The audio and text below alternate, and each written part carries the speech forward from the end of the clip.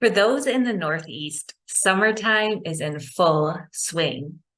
And after long winters and cold days with hardly any sunshine, it's nice to have some warmth, longer daylight hours, and increased time in nature. Now, there's lots of mental health and physical health benefits with leisure time and being outdoors in the sun, but there's also a downside. Excess time in the sun can cause some harm due to the ultraviolet radiation. Specifically, it can lead to negative health conditions such as skin cancer and promote skin aging. So what I want to do in this video is give you a quick overview of all the benefits that you'll get by being more outdoors this summer season or wherever you're watching from in whatever area of the world, getting out in the sun and why it's so helpful. Even if it's in the middle of winter, just experiencing the sun can be very beneficial for you.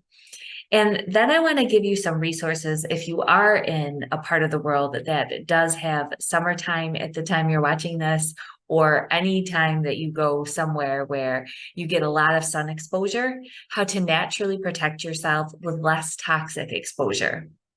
So let's get started. All right, guys, it's important that we cover this topic because one of the things that a lot of us aren't doing enough is getting outside. And when we don't get outside, we don't get all of the benefits of nature, which decreases stress, it enhances our resiliency, it can promote our mood, and it can actually been shown in studies to actually decrease our cortisol levels. So that's one benefit of being out in the sun is just the fact that we're outdoors. But there's many other benefits. Probably the most known benefit that most people think of is right now, because it's the darling of all supplements, is vitamin D, right? So we actually make our own vitamin D. It doesn't just come in pill form. And vitamin D is created as a result of the UVB rays that hit our human skin, and they interact with this protein in our skin called 7-DHC. And this forms vitamin D3, which is the active form of vitamin D. And vitamin D has many different roles in the body. It's both a vitamin and a hormone. It's been shown to support bone health. It's actually needed for bone formation, calcium metabolism, reducing inflammation, modulating the immune system, and regulating blood glucose. Now, vitamin D has also been associated with many disease risk and disease risk factors and disease markers. The optimal levels are controversial, to say the least, and it's a source of contention in medical groups. What is needed in actual pill form to actually get the optimal dose to decrease chronic diseases and other pathologies? Ask 10 different doctors, you might get maybe 10 different results, but more likely it might be split, maybe 5 or 4 or 3. But it's a complicated matter for a variety of reasons because there's many factors that are related to vitamin D levels. And we don't just want to treat lab levels. We want to consider why levels would be high or low in someone, and also consider the fact that vitamin D is a fat soluble vitamin. So it does store in the system. So what's in the serum doesn't necessarily reflect what vitamin D you have in the rest of your whole body. And there's also genetic variations in vitamin D production, how our body transports vitamin D. There's actual vitamin D transport proteins that can vary through individuals if you have enough nutrient cofactors. So you might not need more vitamin D, you might need more magnesium or calcium or vitamin K.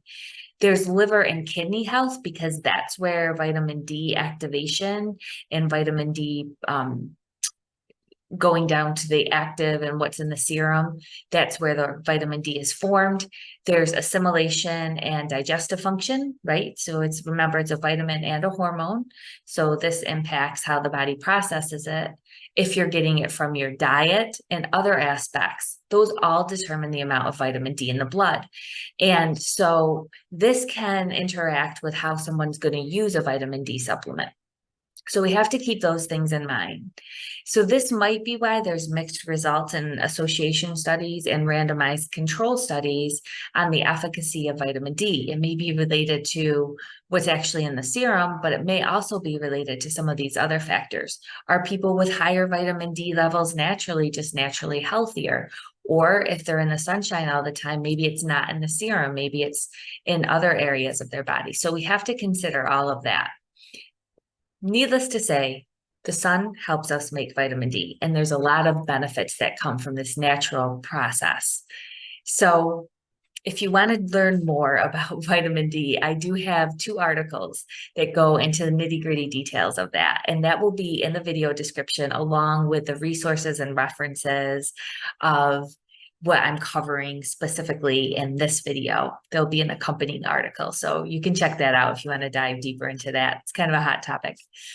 Another thing about being out in the sun besides vitamin D and being in nature is setting your circadian rhythm. So sunshine helps actually balance our sleep-wake cycle. It's a good idea to actually, when you first wake up, to get some sunshine in your eyes, not directly looking at the sun. You don't want to damage your retina, but actually to get that set into your cycle, into your brain and your body, gets a signal that, okay, I'm awake now. We can upregulate our cortisol production and feel more alive. And then when the sun is absent, that's when our melatonin kicks in and we start to feel sleepy and we are getting ready for the evening and to wind down. Now, exposure to the sun not only makes vitamin D in our skin, it also produces melatonin, which is interesting, right? So it literally has a vitamin D, the sunshine vitamin with the sleep hormone. And this is thought to be because melatonin has a variety of different functions that are helpful for humans. And one of them is as an antioxidant. So one of the reasons why they think that we make melatonin along with vitamin D is to protect from the ultraviolet radiation as a form of an antioxidant. So that's another thing. So we get the benefits of melatonin, vitamin D, we get the sleep-wake cycle, we get the benefits of being out in nature, and it helps our mood. So sunlight stimulates the production of serotonin, nitric oxide, and beta endorphins. Now, serotonin has been associated with mood and gut-brain function. Nitric oxide helps vasodilate our blood vessels, relaxing us, lowering our blood pressure, and it acts as a signal molecule in many different bodily processes. And then beta endorphins, those are hormones with multiple benefits, improving mood, boosting immune function, relieving pain, promoting relaxation, helping wounds heal, helping people feel more alert, increasing job satisfaction. If people are near the sunlight, they have these rise in beta endorphins, and reducing depression is a correlation as well. So these are all the many different reasons among why we should get more sunlight into our life. Now, there is a downside, right? So if we're lying in a beach all day and we're getting these ultraviolet radiations, or if we're just outside for extended periods of times, we're exposing our skin.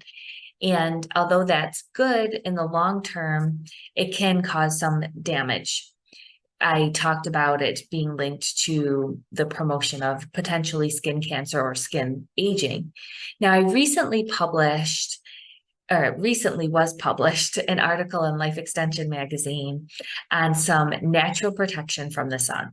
And I talked about some of the dangers of ultraviolet radiation. So let's just go into those a little bit. So there's UVA and UVB and also UVC. There's a whole ultraviolet spectrum. Now, the UVA radiation is most associated with premature skin aging, pigmentation, and damage to DNA that can lead to damage down the line to our skin. UVB is what is like most associated with sunburn. And again, that promotes oxidative stress under the skin, which causes cellular stress, cellular damage, and that can spur DNA damage and decreases the skin's ability to promote its immune response. And so again, that increases infection risk and skin cancer. So we don't want to get an over amount. We definitely want to get some sun, but we don't want to get too much. Now, sunscreen is what a lot of people choose, but there's problems with that. First of all, it mostly just shields UVB. Some of them shield a little UVA. Their labeling has been found to be inaccurate, so you don't know what you're getting. It can wash off or rub off with moisture or clothing, and it can degrade with sun exposure. And it also has been shown to contain harmful chemicals, where they've actually noted where people who apply the sunscreen, it's been found various chemicals that are linked to health issues such as reproductive health, and cancer have been found in the serum of people that use a lot of sunscreen. So probably our best bet is to use sunblocks such as titanium dioxide or zinc oxide, or wear some sun protective clothing that can help shield the sun's rays while avoiding the chemical exposure. And then there's also some research behind several plant-derived extracts and compounds that, when taken orally, can provide additional protection from damage to the sun. So what I did is I dug down on research on some specific ingredients, and the ingredients that I found was a fern extract called Polypodium leucotomus, and that is again from an extract from the fern, and it was shown to decrease UVA-driven DNA damage mutations in one trial by 84% and reduce inflammation by 78%. And some of these were stimulated, right? They were putting UV radiation on the trial participants and then measuring markers of inflammation and UV sun damage. Two other compounds that I found in clinical trials that had some good evidence were niacinamide, as well as Sicilian red orange or bitter orange extract. Now, these nutrients were the most robust. There was other ones that had some evidence, whether they were preclinical or some small clinical trials. Things such as athroxanthin, that's the red pigment that is found in things such as salmon or krill oil. Green tea, lycopene, curcumin, quercetin, and olive leaf were also shown. So adding these nutrients to some sunblock can actually help protect the skin as far as decreasing some of the oxidative damage and DNA damage and inflammation that can happen when we're in the sun a lot. And there's also another article where there's a review of some phytoprotective benefits from foods that are rich in carotenoids, polyphenols, vitamin C, vitamin E, and additional protective nutrients. And again, that'll be a link in the article if you want to look at that. But some of the most robust evidence for helping with the oxidative stress damage, right? Which is when we have cellular stress that causes damage to our cellular processes and can cause these DNA mutations eventually. These different foods, probably the most robust evidence is for lycopene, which in carotenoids, which are found in tomatoes and your red and orange fruits and vegetables. So you might want to check that out. And another thing I want to just talk about too is, if we look at essential oils, is when you're going out in the sun, one of the things you're going to want to avoid is certain essential oils that are phytotoxic. And that's a form of phytoallergy. And there are certain essential oils, mainly citrus oils, which are pressed from the rind, that can cause a discoloration of the skin pigment when it's applied topically just before going out in the sun. So if you're going to rub lemon all over yourself, for example, you'd want to wait about 12 to 18 hours before going out in the sun. It can cause discoloration. It can cause what looks like a sunburn. It can even cause burns in some people, and the effects can be delayed for days. But the good news is there's a list of ones that are phytoprotective. Again, it's going to be mostly your citrus oils. There's some other ones like angelica and coumarin.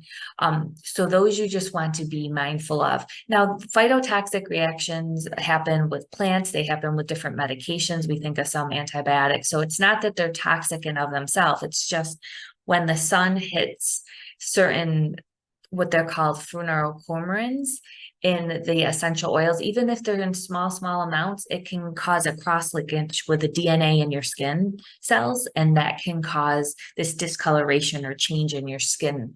So you just want to be mindful of that. And then there's another DIY recipe for sun body oil, the after effects, if you need it. That as well is in the accompanying article. So you want to check that out.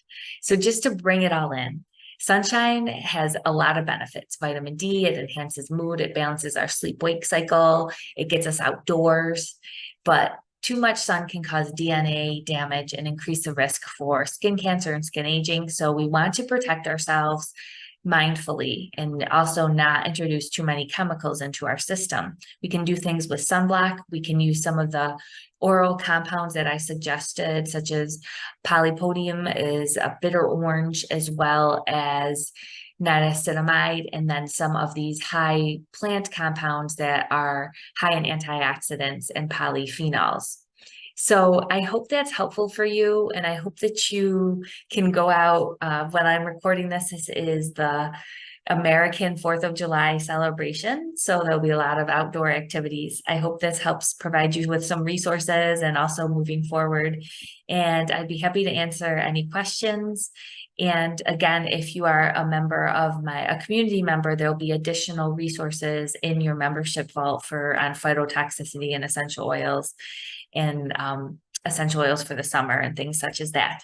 So I hope that, again, you check out the resources. There's lots of free resources as well, and have a wonderful rest of your summer. And I will be back and I'll continue on with my essential oils for head discomfort and more on kind of a monograph on lavender in the next video. Take care, enjoy, and happy 4th to my fellow American friends.